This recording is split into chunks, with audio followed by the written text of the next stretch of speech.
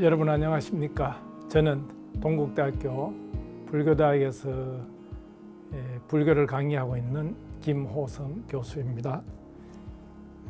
오늘은 이제 우리 뿌리는 같아도 다른 꽃이 핀다라는 이 주제 중에 일본 불교 강의가 있는데 그 중에 이제 오늘은 네 번째 마지막 수업이 되겠습니다.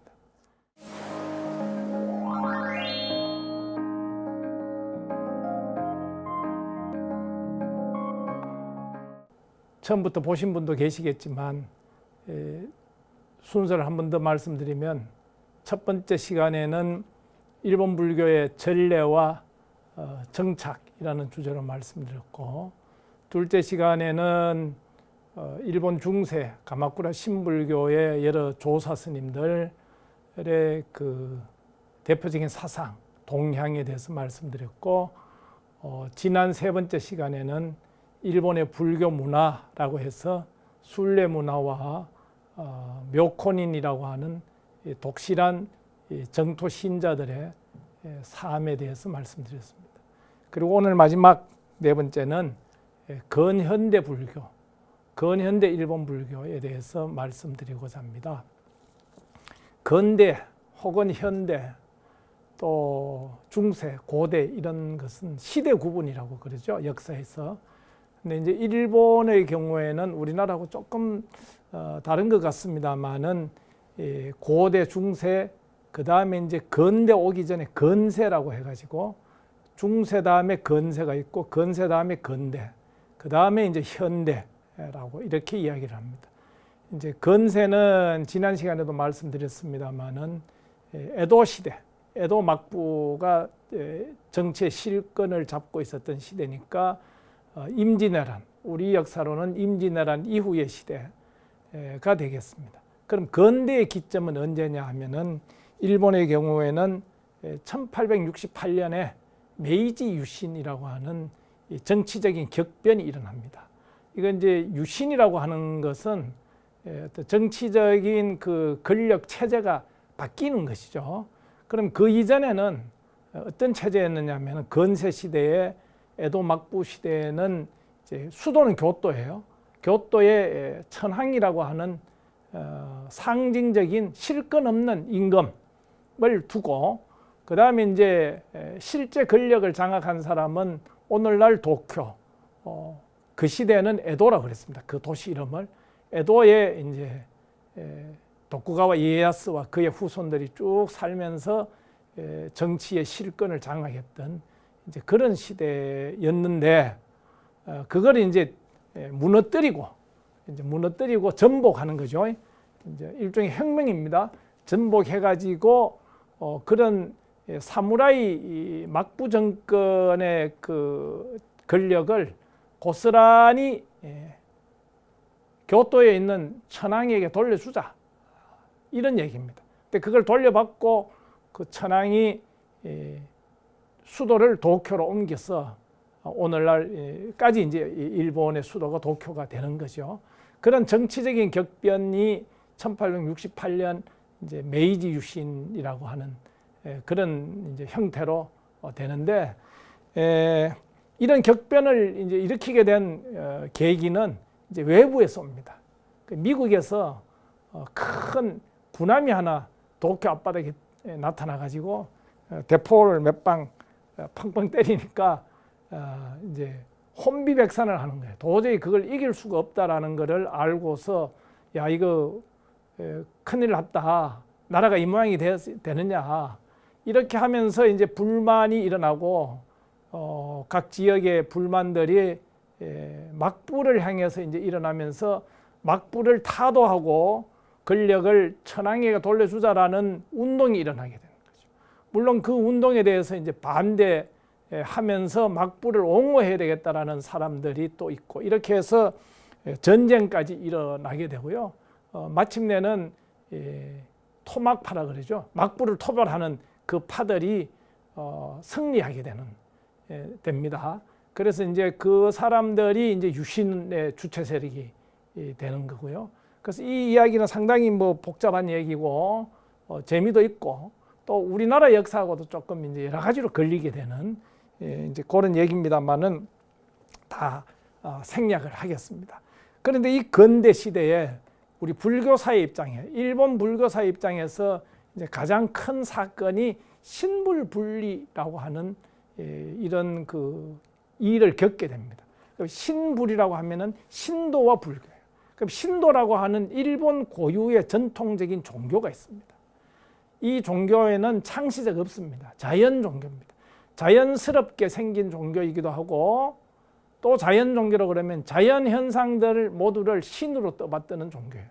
그래서 숲에, 산에, 나무에, 물에 모든 자연 현상이 다 신이다라고 해서 떠받드는 그런 어떤 그 종교를 이제 일본 사람들이 신도라 그래요. 근데 이런 자연 종교는 사실은 전 세계적으로 다 있어요. 그래서 가장 보편적인 이 자연 종교는 이제 샤머니즘이라고 그러죠. 무교, 우리나라 역사에서 무교라고 그럽니다. 샤머니즘을. 그다음에 이제 중국 같은 경우는 일본의 신도하고 비슷한 종교가 자연 종교가 사실은 도교죠. 그래서 지금 중국이나 타이완 중화권에 가보면은 이 도교 문화라고 하는 건 결코 간단한 게 아니고 만만치 않고 불교와 도교가 이렇게 섭합돼서 하나의 어떤 뒤섞여서 이렇게 존재하는 모습들을 우리가 많이 볼 수 있죠. 그다음에 인도 같은 경우는 사실은 힌두교 안에 이런 자연 종교 이런 현상들이 다 들어가 있습니다. 힌두교에서도 자연 현상들은 전부 다 신으로 숭배를 받고 그럽니다. 그래서 이런 종교는 전부 다 보면 다신교예요. 신이 많습니다.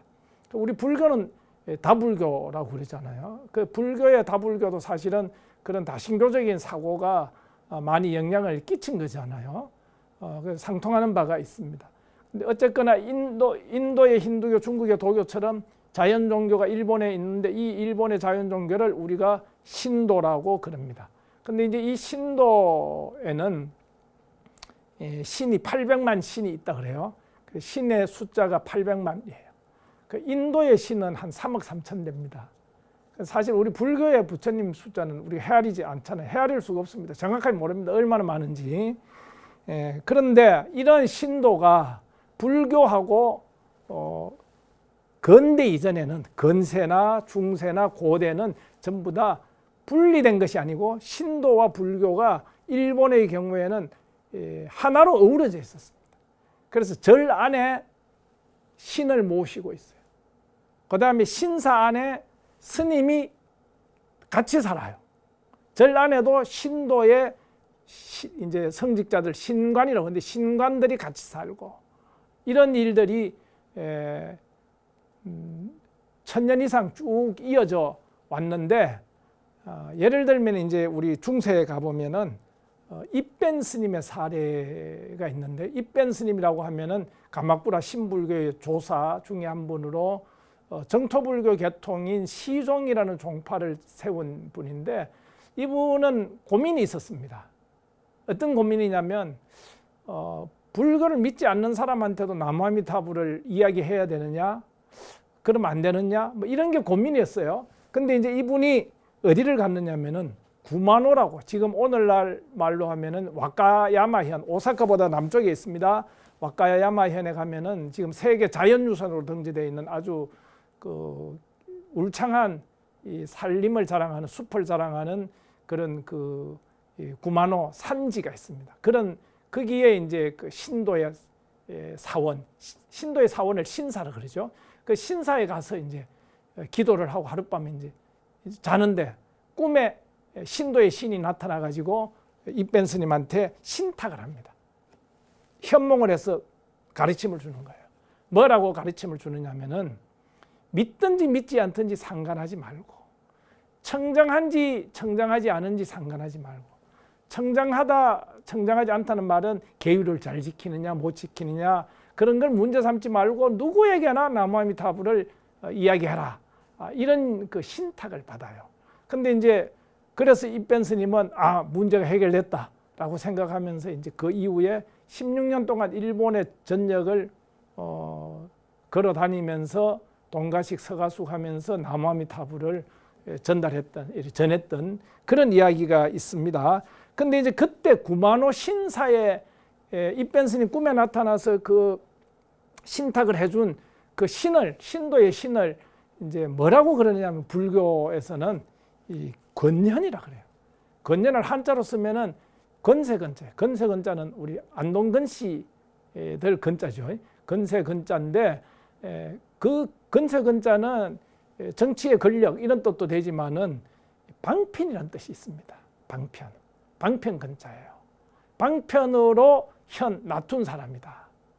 그러면 신사의 신이 방편이라고 하면 어떤 진짜의 모습이 있을 것 아닙니까? 근데 그 진짜는 부처님이에요. 신도의 모든 신들은 800만 신들은 일본의 중생들을 제도하기 위해서 부처님이 일본의 신들로 방편으로 요즘 이제 우리 하는 말로 아바타예요. 그 아바타라는 말이 그 인도 말입니다. 옛날 산스크리트인데 거기서는 아바타르라 그래요. 근데 이제 그걸 우리가 아바타라고 하는데 화신,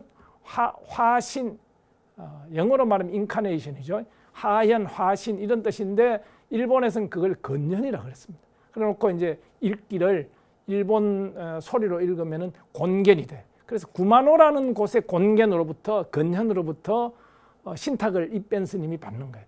그만큼 스님이 그러면 절에 가서 기도해가지고 부처님한테 받아야지. 여러분 그렇게 생각할 수 있잖아요. 근데 일본의 옛날 사람들은 마찬가지다 이렇게 생각해요. 왜? 신도의 신이 원래 부처님이기 때문에 원래 부처님이 구마노의 입변 스님한테 나타난 신은 원래는 아미타 부처님이에요. 그런데 구마노의 신의 모습으로 나타났다. 이제 이렇게 해석이 되고 설명이 되는 겁니다. 그래서 이 사상에 의해서 신도와 불교가 서로 함께 어우러지게 되고 섭합이 되는 거죠. 그럼 이건 이제 뭐라 그러냐면 본지수적설이다. 그래. 본지수적의 이론, 본지수적의 사상인데 본지는 본래의 땅이란 뜻이에요. 본래 땅에서는 아미타 부처님이었습니다. 그런데 일본의 중생들을 제도하기 위해서 어떤 아바타로서 자치를, 모습을, 형체를 띠게 되는데 그걸 수적이라 그래요. 그래서 본지가 수적을 했다. 본지와 수적의 그런 상관관계를 이야기하는데 거기에서는 이제 본지 아미타 부처님이 구마노의 신으로 구마노 신사의 신으로 건현 아바타로서 낮추었다. 이것이 이제 본지수적설입니다. 그런 본지수적설에 입각해서 신도와 불교가 중세시대까지 건세시대까지 늘 신불섭합을 이루었다 이거예요.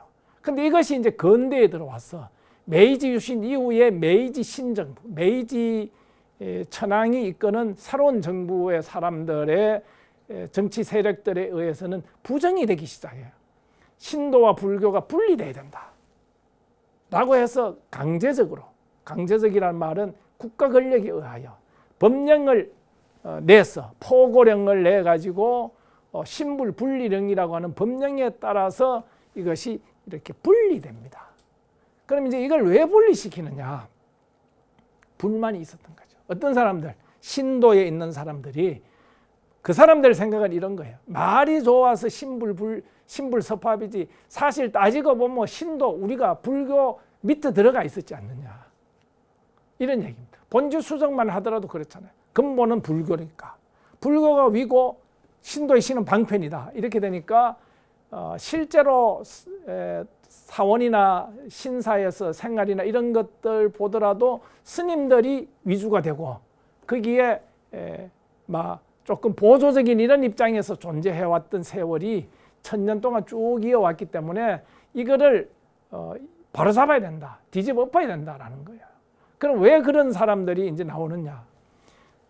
메이지 유신을 일으킨 사람들이 이제 세력들이 예컨대 카고시마, 오늘날 저 남쪽의 카고시마나 야마구치에 있는 사람들 또는 제가 6개월 살았던 코치 쪽에 있었던 여러분들 아시는 분이 있을 겁니다. 사카모토 료마나 이런 사람들의 세력들이 연합해가지고 에도 막부를 무너뜨리고 이제 일어났는데, 근데 이 사람들의 그런 그 정신적인 백그라운드 배경에 뭐가 있느냐면 신도 중에서도 국가주의적인 신도가 있어요. 그걸 이제 국가신도라고 합니다. 예. 그러니까 자연 종교로서의 신도 안에는 소박한 어떤 신앙도 있지만 국가적인 권력을 이용해 가지고 천하를 좀 통치해야 되겠다라는 이런 그런 그 철학, 그런 사상들도 있는 거거든요. 그런 것들이 옛날부터 쭉 이렇게 성장해 왔는데, 그런 사람들, 그런 국가 신도의 사상을 가진 사람들이 막부를 타파시키고 토벌하고 메이지 유신을 일으키는데 공신으로 등극을 하면서 그 사람들이 정권과 실권의 담당자였기 때문에 신도와 불교를 분리해야 분리시켜 놓고 그러면 불교는 탄압을 해야죠. 그 다음에 신도 위주의 국교로 만들어야 되겠다. 이게 신도 국교론이에요. 신도를 국가의 종교로 만들어야 되겠다. 이게 이제 1945년까지 갑니다. 1945년까지. 그래서 이제 저는 뭐 그 시대에 살지는 못했습니다만은 이야기를 듣기로는, 책을 통해 배우기로는 저희 학교에 있는 동국대학교가 있는 남산에 그때 큰 신사가 있었다 그러잖아요. 그리고 우리나라 사람들이 신사 참배가 의무적이. 일본 강점기 시절에는 강제적으로 신사를 참배하지 않으면은 감옥에 가야 됩니다. 이런 정도였단 말이에요. 그런 이제 나라를 만들기 위해서는 불교와 신도가 결합되어 있는 상태, 결합되어 있으면 섭합되어 있으면서도 불교가 위주가 되는 이 상태를 깨부숴야 된다라고 해서 신불분리령이 나옵니다. 1868년에 유신 이후에 바로 1868년에 신불분리령이 나온다. 신도와 불교는 이제는 분리돼야 된다. 나오니까 이제 그때 일어나는 일들이 신도 쪽에서 억눌린 것들이 이제 터지기 시작하는 거예요. 그래서 이른바 폐불해석이 일어나. 폐는 폐지한다. 불교를 폐지하고 회는 훼손이에요. 석은 석가모니 부처님의 가르침 불교죠. 폐불회석이라고 하는 일들이 전국에서 각지에서 다 일어나는, 이거는 폭력적인 일이에요. 그러면 예컨대 불상을 파괴한다든지, 스님들을 에게 폭력을 행사한다든지, 스님들을 한속을 시킨다든지, 경전을 깨부순다든지. 제가 있던 그 코치에 그 아주 좋은 절이 있는데, 중림사라는 절이 있습니다. 아주 좋은 절인데, 저는 사실 일본에 3번 살아봤는데 2번은 교토에서 살았어요. 그 2번, 한 번은 1년 살고 한 번은 5개월 살고, 또 코치에서 이제 6개월을 이렇게 공부를 해봤는데, 교토에서는 폐불해석 이야기를 잘 못 들어요. 교토에 절에 많이 있지만은 가봐도 교토는 괜찮았던 것 같아요. 그런데 이제 시코쿠에 가니까 지난 시간에 말씀드린 것처럼 순례해 보면은 절마다 그런 얘기들이 많아요. 근데 중림사에 가보니까 중림사에는 폐불해석을 맞이해 가지고 30년 동안 절이 비어져 있어요. 절에 아무런 스님도 없고 그냥 절이 폐허가 되어 있다시피 했다는 거예요. 예. 그다음에 이제 제가 있던 동네가 그 코치대학 쪽인데 거기 앞에 이제 제가 그 자취하던 그 지역 이름이 아사쿠라인데, 아사쿠라는 신사가 있습니다. 바로 아사쿠라 신사가 있는데, 코치대학 뒤에 고련사, 노풀고자 련꽃연자 고련사라는 절이, 코렌지라는 절이 있어요. 근데 그 코렌지에 가보니까 부처님이 아주 훌륭한 부처님 불상이 이렇게 모셔져 있는데, 유래를 보니까 원래는 아사쿠라 신사에 있었는데, 아사쿠라 신사에서 부처님 폐불해석 당시에는 부처님을 신사에 못 있게 했으니까, 그래서 이제 코련사에서 정토진종절인데 코련사에서 그 부처님을 모시고 와서 있다, 이런 식의 이야기들이 지방에는 굉장히 많아요. 예. 그래서 이제 예컨대 나라에 지금 이제 우리 수학여행 학생들 많이 지금 코로나 때문에 못 가지만은 코로나 전에 많이 갔는 데가 이제 나라 동대사인데, 동대사 바로 앞에 보면은 그 사슴공원이 있고 거기에 흥복사라는 절이 있어요. 근데 거기에 보면 5층 탑이, 목탑이 아주 그 크고 이쁜 목탑이 있습니다. 근데 이 탑을 개인에게 팔았어요. 얼마에 팔았는데, 그때 돈으로, 지금 시세로는 어떤지 모르겠습니다만 그때 돈으로 25엔에 아주 헐값에 팔아버렸대요, 사람들이. 그러니까 이게 이제 아마 스님들이 절에서 다 쫓겨났겠죠. 그러니까 이제 이런 일이 일어나는 거, 이런 걸 팔기도 하고. 가고시마현 저기 지금 큐슈의 남쪽에 있는 거기에는 절이 1060개의 절이 파괴가 됐고, 이게 책에 나오는 기록인데요. 토야마라고 우리 동해 쪽에 가까이 있는 그 지역인데, 토야마에서는 절이 그때 총 1635개 절이 있었는데 그 중에 99.66%에 해당되는 1629개가 폐사가 돼요. 엄청난 일이 이제 이게 일어나는 거예요. 이 폐불해석이라는 이 사건이. 그래서 이제 이거에 대해서 그럼 불교는 어떻게 이제 이 큰 위기잖아요. 어떻게 이제 이 대응을 해야 되느냐. 여기서 사실은 근대 일본 불교의 이제 운명이 이제 하나의 좌우가 돼요. 뭐가 좌우가 되냐면은 정부한테 잘 보여야 되는 거예요. 예. 지금 이제 우리 현대적인 감각으로 보면 뭔가 저항을 해야 되지 않느냐, 데모를 하든지 뭘 해야 되는지, 이거는 이제 민주적인 시대의 이제 우리 생각이고, 그런데 그때는 그러지 못했대요. 그래서 각 종단마다 정부에 뭔가 협조적인 자세를 취할 수밖에 없는. 그러다 보니까 이제 이런 메이지 신정부의 흐름이 나중에는 이제 뭐 1945년 이르기까지 이른바 15년 전쟁이라고 하는 전쟁, 또 이제 우리 한국 조선을 병합하게 되는, 침략하게 되는 이럴 때에 이제 불교계가 동조하게 되거나 협력하게 되거나 또 경우에 따라서는 앞장서게 되는 이런 일들까지 이제 벌어지게 되는, 그런 걸 통해서 일본 불교가 생존을 도모해 가려고 했던 이제 그런 부분들이 이제 있게 되고요. 이때 이제 일어나는 중요한 사건 하나가 사실은 이제 오늘날 일본 불교를 그 특징 짓는 말들 중에 하나. 이제 우리가 일본 불교를 특징 짓는 말은 지금 얘기한 것처럼 신불섭합. 그 45년 이후에 현대에 들어오면은 지금은 옛날만큼은 아니더라도 여전히 신불섭합의 흔적 같은 게 많아요. 예컨대 이런 겁니다. 제가 이제 충격받은 것 중에 하나인데, 문화 충격이죠. 충격 중에 하나인데, 우리나라에서는 상상할 수 없는 일이 일어나는데, 일본 절에 가면 부처님 앞에 청주 이 대병에, 큰 병에다가 공양이 올려져 있어요. 그 왜 저런 일이 일어나느냐. 제가 물어봤어, 사람들한테. 나중에 알고 봤더니 이게 신사에서는 신한테 술을 공양하고, 제사 지내고 나면 술을 음복을 하고, 이런 일이 있다 보니까, 신불섭합이다 보니까 그런 풍토가 있었고, 그게 오늘날 절에까지. 오늘날 절에 우리 불교는 불엄주잖아. 5개 중에 불엄주가 있는데 그런 일들이 일본에서는 이렇게 지금도 그렇습니다. 그 다음에 이제 나는 일본 가서 참 우리나라 불자들 참 행복하다 이런 생각 내가 어떨 때 많이 했어요. 왜 많이 하냐면, 법당에 가서 절을 하고 부처님 앞에 이렇게 가까이 부처님 무릎 밑에까지 정말 설화까지 기어갈 수 있거든요. 걸어가서 가까이서 뭐 공양도 올릴 수 있고 얼굴도 볼 수 있고 이런데, 일본은 어떤 절에 가보면은 문을 탁 닫아놔. 부처님 얼굴 구경도 못해요. 그 왜 문을 닫아놨느냐. 그리고 어쩌다가 뭐 30년 만에 문을 연다, 한 일주일 문 연다 그러면 뭐 전국에서 사람들이 미어 터지게 오고 이러거든요. 그 왜 이래 됐느냐. 그것도 신도의 영향. 신도의 신은 문을 닫아놔요. 신을 모신 때는 보면은 문을 닫아놔요. 그래서 그 영향이다라는 거예요. 그런 식으로 이제 신불섭합 뭐 이제 있는데, 그런 여러 가지 특징이 있습니다. 종파불교 뭐 있는데, 그 중에 하나가 계율이 없는 불교다라는, 무계의 불교라는 말을 해요.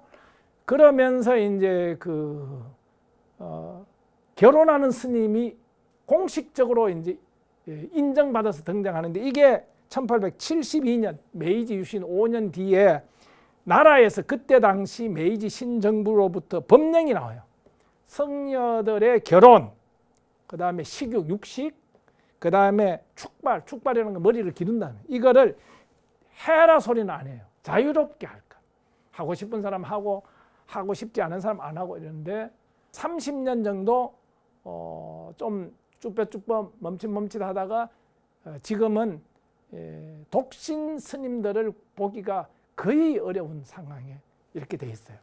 제가 이제 한 번은 제가 2018년에 봄에 교토 가서 5개월 동안 공부한 적이 있습니다.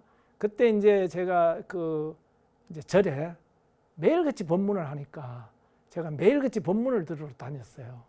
근데 이제 거기에서 친하게 된 그때 당시에 이제 법문으로 온 이제 분들 중에 제일 연장자 할아버지가 그때 83이었어요. 83세였는데 이제 그분하고 친해졌는데 그래 내가 이제 한번 여쭤봤어요.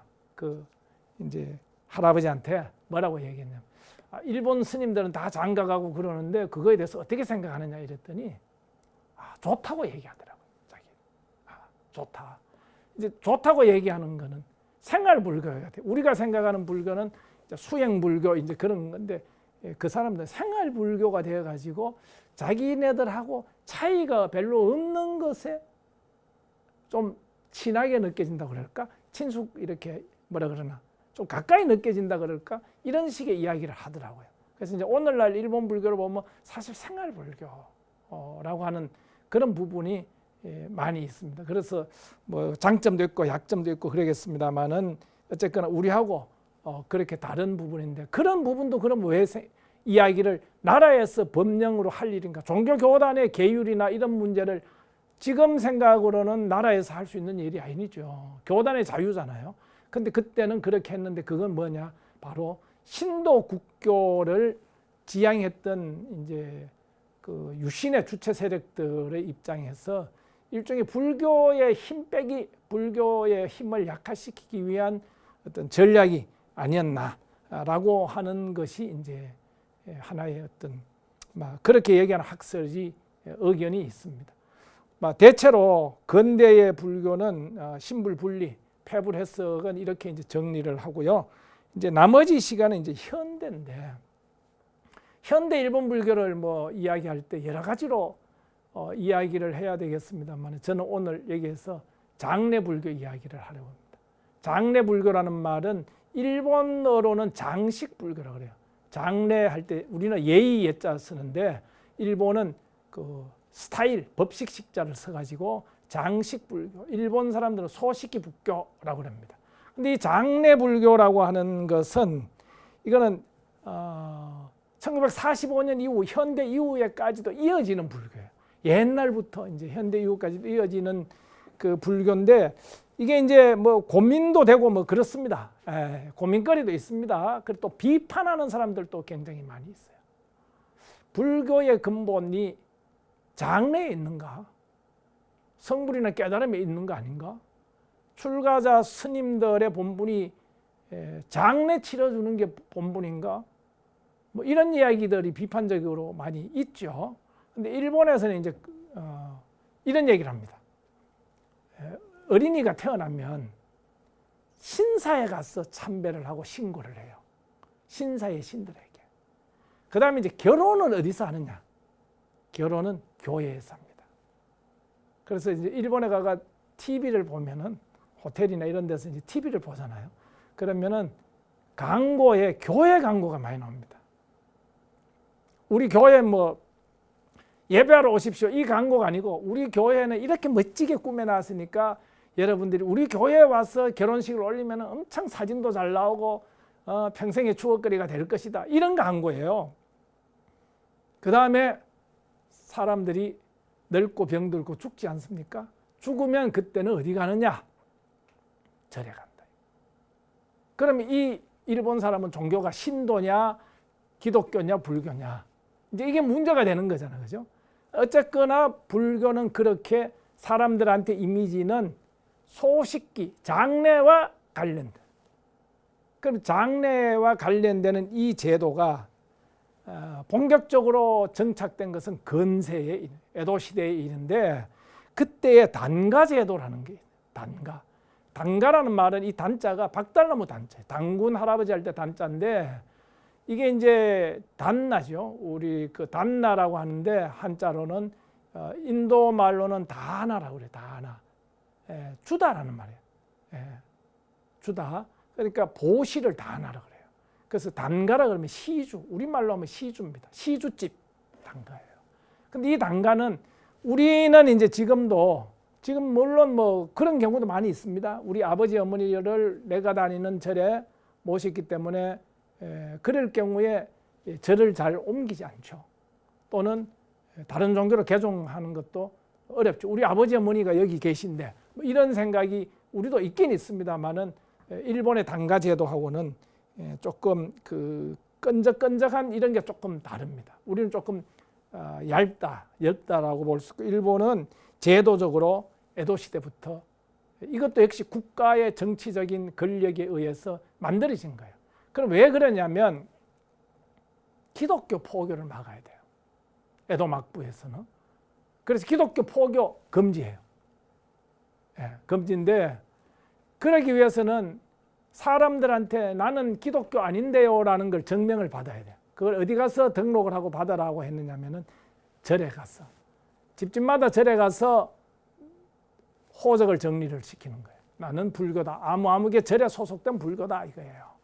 그래서 호적은 절에 다 정리를 시키고, 그 다음에 살다가 아버지 어머니가 돌아가시면 하장을 해서 절에다가 모시는데, 이게 이제 납골이죠. 납골당인데, 일본에 그 여행 가보신 분들은 알지만 도시나 이런 데 가보면 뭐 전철 타고 쭉 지나는데 저 밑에 보면은 절이 조그만한데, 그 작은 절보다 동네 절인데도 불구하고 저는 작은데 그 법당보다도 요사체, 스님들이 생활하는 요사체 이런 거 건물보다도 더 넓은 평수를 흔히 묘가 이제 그 납골당 묘가 차지하고 있는 경우를 흔히 보십니다.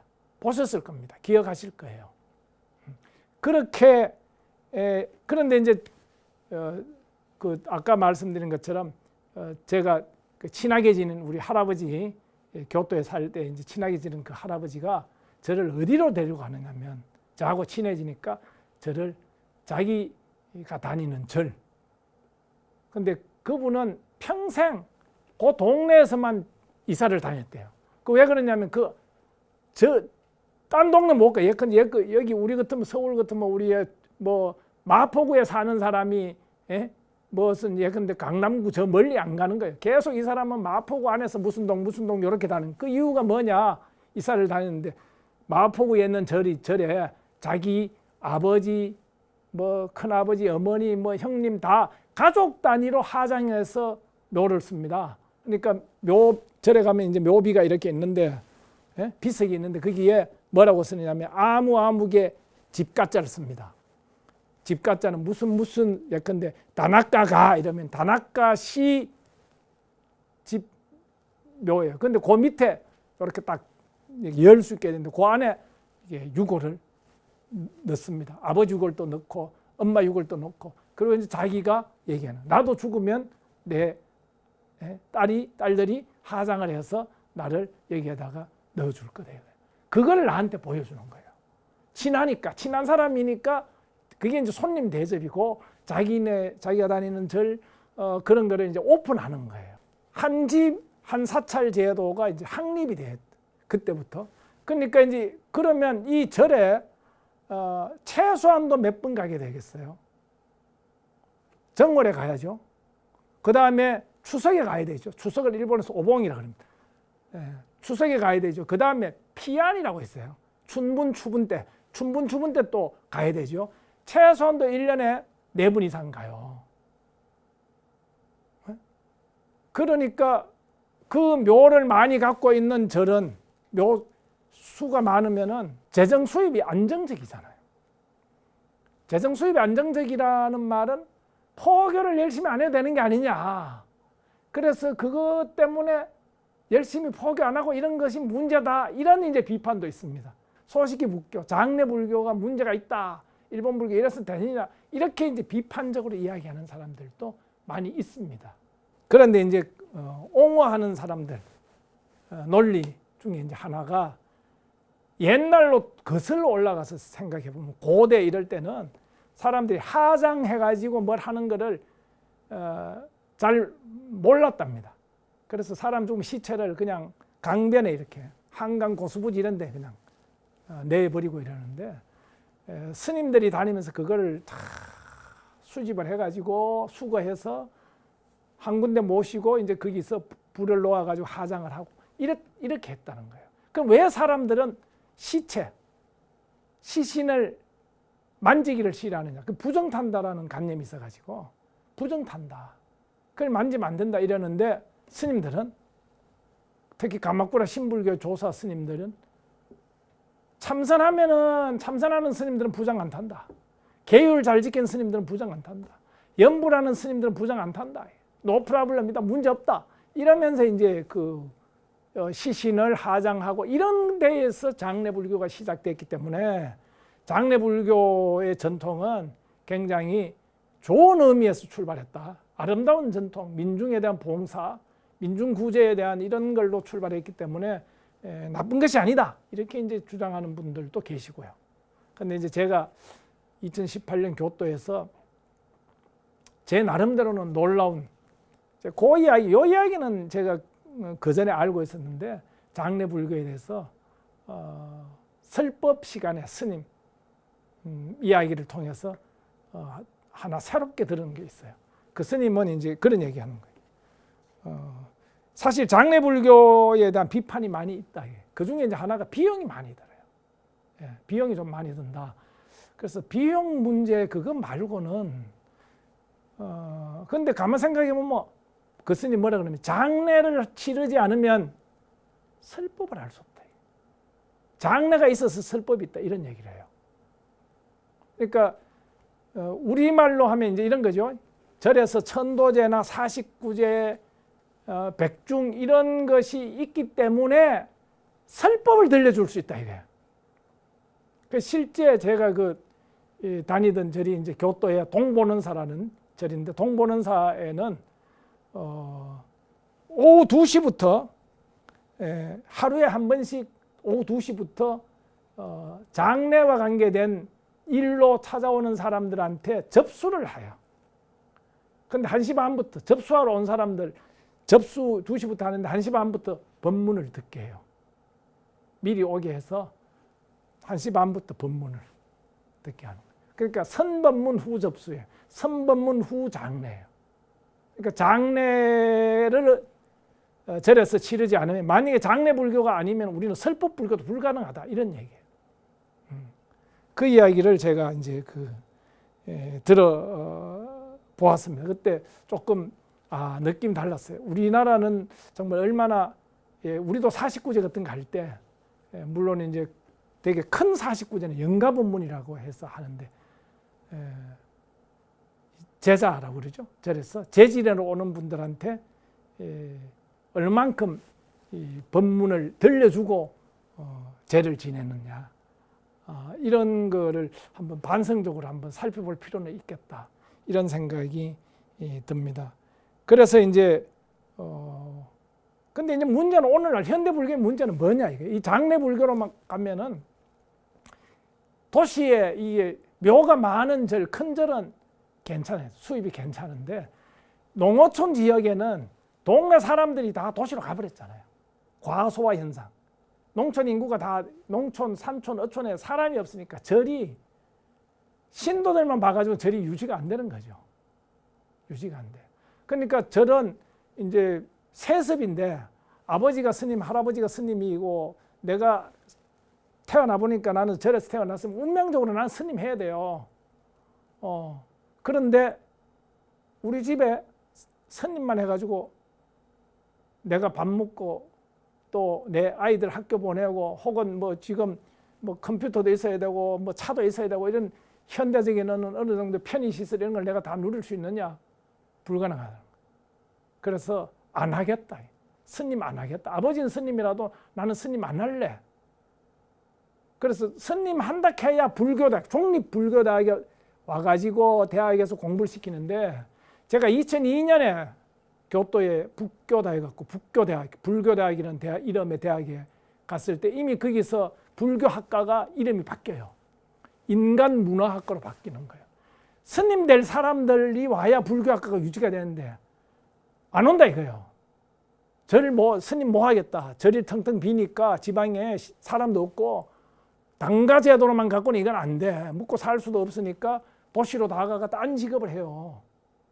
그러니까 절이 비니까 학교도 오는 사람이 없으니까 우리로 말 동국대학교 이런 종립대학의 불교학과, 불교학부, 저희는 지금 불교학부입니다.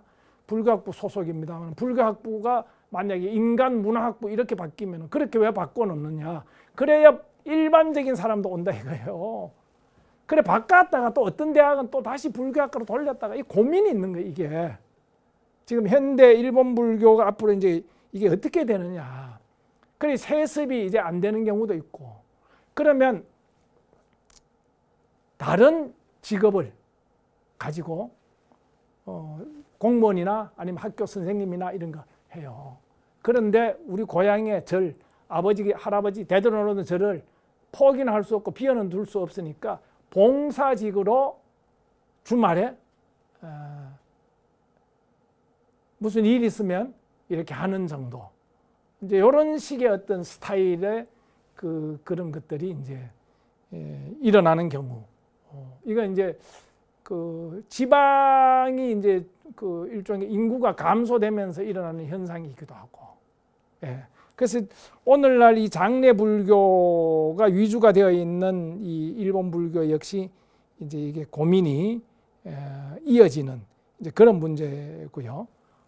그래 우리가 이제 생각하는 거하고 약간 다른 게 이제 그런 것 같습니다. 여기서는 그러면은 그런 경우 이제 스님이 종단에서 한 뭐 1년이나 단기 속성으로 이렇게 해서 스님은 됐는데 일반 세속 우리와 똑같이 제가자들하고 똑같이 직장 생활하고 직업 생활하고 그리고 이제 주말이나 여가나 저녁이나 봉사로서의 이제 스님을 하는 이런 경우 이제 그런 경우에 이제 그 존재 양식 이런 것들이 막 이제 그 현대 일본 불교의 하나의 모습이고 하나의 고민이다. 물론 큰 절, 관광지 사찰, 수입 많은 이런 단가가 많은 이런 도시 이런 사찰들도 현재 있기는 있지만 이제 지방에 가면은 이제 이런 고민들이 있고 앞으로 과연 일본 불교는 어디로 갈 것인가? 역시 우리와 마찬가지의 고민, 우리와 비슷하죠. 젊은 사람들이 신도들 중에도 점점 줄고 또 이제 어떤 경우는 뭐 이 단가 안 하겠다. 우리 부모님에 대한 장례나 이런 거에 대한 어떤 문화도 이제 또 바뀌고 이러기 때문에 앞으로 뭐 일본 불교가 어떻게 흘러갈 것인가 하는 것이 지켜봐야 될 그런 고민의 하나다 싶습니다. 이상으로 일본 불교를 주제로 내건 이 4번의 강의를 모두 마쳤습니다. 저는 일본 불교를 좋아하게 되고 또 공부하게 되고 또 이제 우리나라에서 말하게 되고 하는데 가장 그 근본적인 취지는 제가 일본 불교를 하는 걸로 뭐 그렇게 될 수는 없는 거고 그럼에도 일본 불교에 대해서 얘기하고 연구하고 말하는 이유는 이 하나의 케이스 스터디다. 사례 연구로서 우리 한국 불교의 미래를 위해서 좀 살펴보고 여러 가지 생각을 나누고 고민을 나누고 뭐 요즘 하는 말로 시뮬레이션이라고 할까요? 그렇게 해보는 것이 우리 불교의 미래를 위해서도 필요하고 또 좋은 것은 또 배우고 나쁜 것은 또 우리가 안 배우고 이런 그런 하나의 소재, 하나의 대상으로서도 일본 불교에 갖는 의미가 크다라는 생각으로 근데 제 주변에는 일본 불교 얘기하는 사람이 별로 없었습니다. 요즘 모르겠습니다만 그래서 제가 한 20년 전부터 관심을 갖고 이야기하다 보니 오늘 불교 방송에서 이런 주제의 강의가 있다고 해서 기쁜 마음에 동참하게 됐습니다. 경청해 주신 여러분 대단히 감사합니다. 성불하십시오.